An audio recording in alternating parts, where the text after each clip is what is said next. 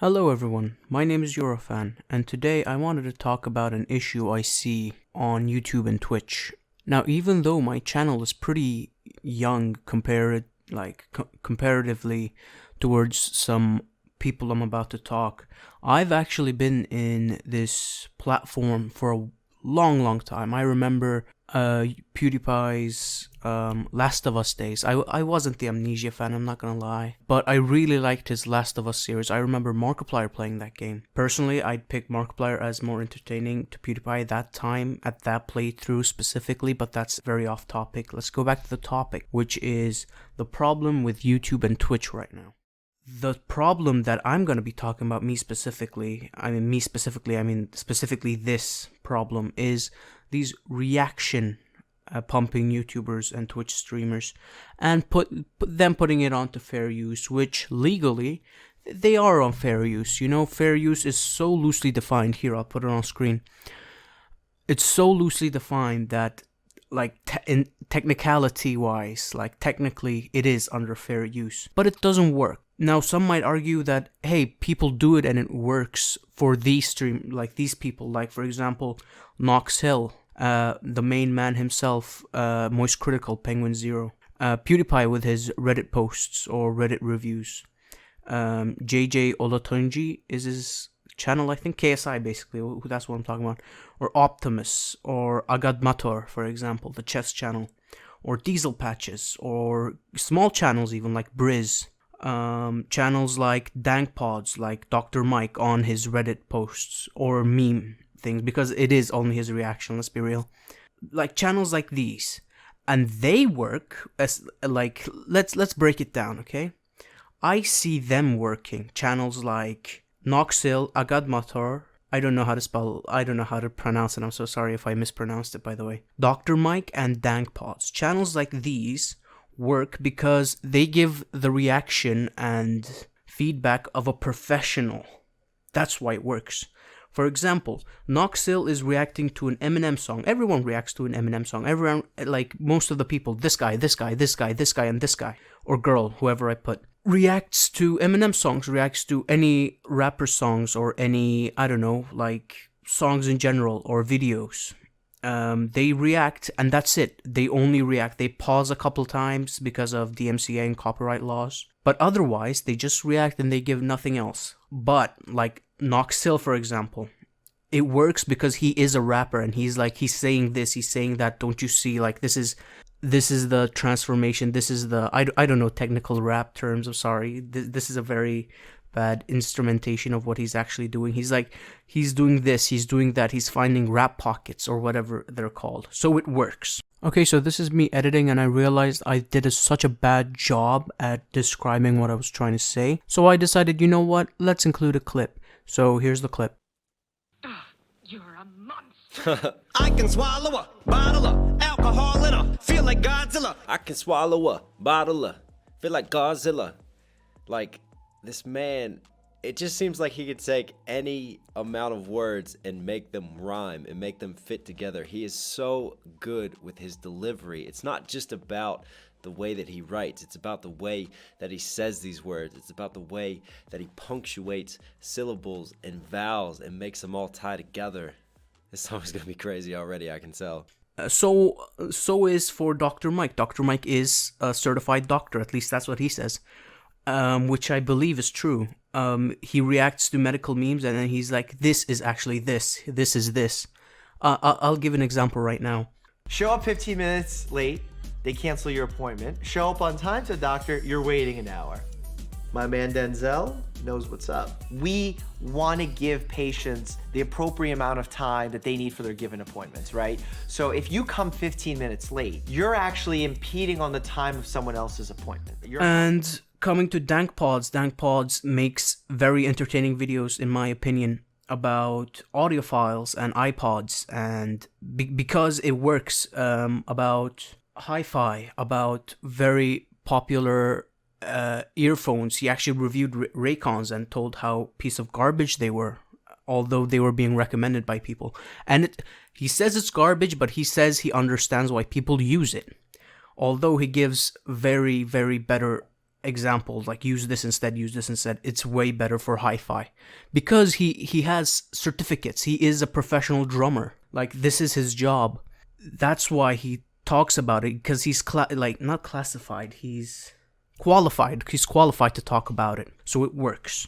For channels like these, it works because they are professionals at it, like Agadmotor. Again, sorry if I pronounced that wrong. He makes videos about chess, and like, he just doesn't go like, oh, what a move. He's like, this is a good move because XYZ, because after 3 moves, if this moves here, then it's check and it's checkmate, and then something about en passant or something, which I watch his videos too occasionally.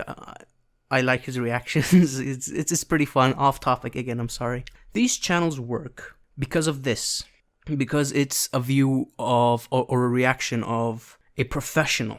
So channels like these are good to react, in my eyes at least, in my opinion. Now, how about channels like Moist Critical, KSI, or JJ Olatunji, whatever you're going with, PewDiePie on his Reddit post, and Curtis Connor? These channels work because they add something. They give you something that you potentially didn't hear about. They make like horrible, they admit it themselves too, especially Curtis Connor. This is poking fun of him, but he makes these green screen skits. I don't mean to single this Geordie guy out. He's not the only person who does these like lip sync acting videos. I've seen them all over TikTok. She told me that she loved me by the water fountain. They're just so weird to me, like emotionally lip syncing a song. That's not acting. A good example of acting on TikTok is the creator Johnny Birchtold. He's like an actual talented actor making original, entertaining videos about tropes in movies and television, and it's great. And he's also a member of Curtis Town, so maybe I'm biased, but he's good. To illustrate my point better, like, you're not, like, you wouldn't just go in for a movie audition and just fucking lip sync a song, right? Hello, I'm Curtis. I will be auditioning for the role of mother whose baby just exploded.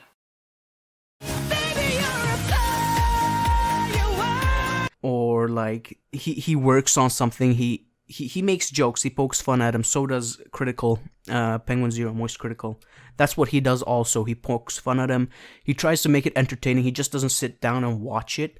He also does it on Twitch, which is very impressive. He does not do it 24/7. He does not, like, every second of Twitch stream. He's not entertaining 24/7. There are cold pockets, and that's normal. That's okay. The problem I have are these streamers where they just sit down, they watch something with their viewers. Occasionally they turn around and say, hey, thanks for the $5, thanks for the $10, whatever.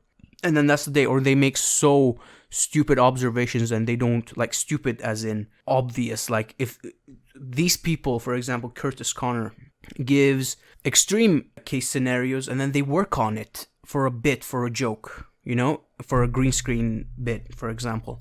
And it works. So that's why these people are qualified to do this. That's why these people don't get hate when they're being talked about in the fair use. That's why these people don't get brought up, like Critical or Curtis or KSI, for example. They build up to something. They try to poke fun at it. They try to be transformative about it. That's why it's transformed. That's why it works. Now, channels like Briz, a small channel. I watch your channel. Shout out Briz. Optimus and Diesel Patches. These channels work because they tell news, quote unquote news. And after they're done with the news, they just don't, like, say, okay, that was the video. No, they give their own opinion. They're like, this, I'm not trying to be biased. This is bad for this is good for this. They try to work on it. They try to transform it. Like, they're not official news channels. Then, like, one could argue that news channels should be transformative also. But they are news channels. They're there for the news, and they're for the news only. Like, you don't see Optimus or Diesel Patches or Briz, like, show up with a fucking shoulder camera, holding a mic and, like, going to the Capitol. No. They give their own opinion because that's how they can transform it. Like, why watch them when you have Fox News or when you have CNN that could do the same thing and even better? And no offense, but I think CNN has more capital to work with, more money to work with than Briz, for example, or Diesel Patches. And I think they could admit to that also. They do better at it. They're a whole company versus, like, one person. or a couple of people. So why watch these people instead of watching the official news? Because news cannot be, like, official news networks cannot be biased. It's against their agenda. You cannot be biased and giving news. So these people actually don't give news. That's why I put it on quotes, because they give their own personal opinion on the matter. And they also say, hey, this is my opinion. You can go off of it if you want. You don't have to. But they're not news. They're more informative, and they give their own opinion, and sometimes they make bits off of it. Like Briz, for example, makes bits off of it. Diesel Patches also sometimes pokes fun at it. So it works. These people also don't get, like, shouted out in DMCA, at least they shouldn't be, or transformative content, because they actually transform it. They actually add something to it that someone else hadn't or wouldn't. That's why it works. Why don't the other Twitch stream, by the way, Twitch, YouTube, they go pretty hand in hand. They're pretty close. So whatever I said about YouTube there also goes for Twitch. For example, there's this Twitch streamer, I'm not gonna give names, but there you go. Just sits down for 40 minutes or 30 minutes and just sits down. Someone recommends something, just sit down, watch it, add so little, like adding so little that it actually, like, is objectively untransformative. Like, they're in the top left or top right. I actually don't watch, so I don't know. But they add nothing, basically nothing, to the overall arc. They don't pause it and try to poke fun at it. They don't be informative, because there's nothing to be informed of. If it's a Fortnite trailer, so you got nothing to add. And channels like this one, or Twitch streamers like this one works, or this one, because they are very talented at a game. So you watch them, it's okay if it's not transformative, because they are amazing at the game, and they show you and they give you tips, for example, on the game. And if they don't give you tips, you're there for the gameplay, because it's so amazing. This guy in particular, this guy is amazing at games. So that's why those people work. I wanted to make this video because people really bring people like these up in debates, and I really wanted to clear their names out. People have spoken about this, and I just want to give my 2 cents in the matter. That's why I think people like these are fine. They do transformative content because they do add something, and they also shed light on some issues, and it works. These people actually transform something. But people like these add nothing, literally, like, so little. They pause every 7 minutes of their 15-minute video. So basically they pause twice. The first 5 minutes they say, follow my Insta, follow my this, follow my that, follow my socials. Have you ever seen me do that? No. There's a reason. I don't want you people to click away, but these people have such a following, and the reactions are so over the top and over the, like, it's crazy, that you just sit down and laugh at. And some people might say that that's fair, under the fair use, but I'd say it isn't. And let's be real, it isn't. Let's be brutally honest with each other. It doesn't work. And YouTubers, like Twitch streamers, you could maybe excuse, but YouTubers you just can't excuse, because I make YouTube videos right now. Like, how much you have to go through to make a video. You have to put the content in. You have to put the audio track in. You have to sync them, especially for these people with webcams, because how else are you gonna see their reactions? So it's a tough, like, it's not easy, is what I'm trying to say. And even though they do that, they still add basically nothing, which sucks, because some people here are like, this person is becoming a meme with his reactions, and it's funny, but he also knows that he has to start adding stuff. And at the end of the day, if you can't be entertaining, then why, even though you have a huge following, why be here? Why do this at all?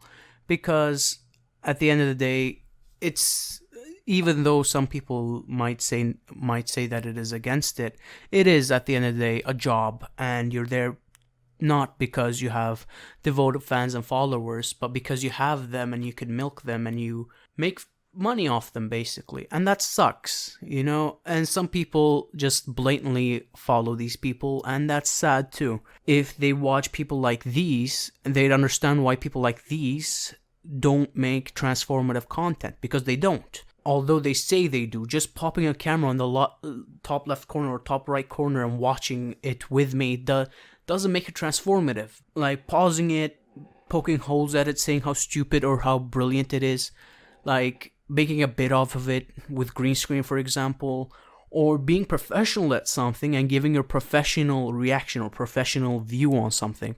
That's transformative, because not everyone is a professional rapper reacting to Eminem clips. Not everyone is a professional chess player reacting to chess clips. Not everyone's a professional doctor reacting to doctor memes, for example. That's why it works. Thanks for watching. That was it, really. I just wanted to talk about this. Thank you for watching, and I'll see you in the next video, I guess. Take care.